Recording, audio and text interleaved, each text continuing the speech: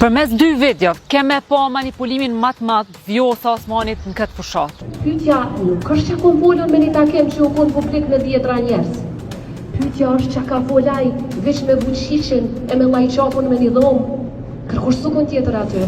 Dhe shifën e të njëjtën Vjos disa javë ma herët çka deklaron pikërisht për të njëjtën gjë. Sepse unë nuk e di çfarë është folur në takime, se kam qenë presidentja e vetme që ka dashur të tregoj besim të plot në kryeministrin në këtë proces dhe nuk kam dërguar përfaqësues timin në dialog. Ka pasur përfaqësues të vetin edhe Thaçi edhe Jahjaga. Unë kam qenë e para që se ka dërguar përfaqësuesin e vetë, sepse kam dashur që tregoj besim të plot. Pra që kjo Vjos që ja ka dhonë besimin Kurtit, me shkun takim me Vučićin pa përfaqësues saj, e njëjta po thot që ka ndodhur diçka në çato takime, po kjo është përgjegjësia jotja. Për këto duhesh me na dhon llogaritë ti, me këto nuk mundesh me fitu vot. Pra kjo është qasja e Vjosa Osmanit këtë fushat. Mashtrim për qytetarët se këta s'kan konsiderat për qytetarin, se këta mendojnë që tu mashtru për javës e një javë qytetari ju beson edhe hajt mos pa hiri edhe i voton.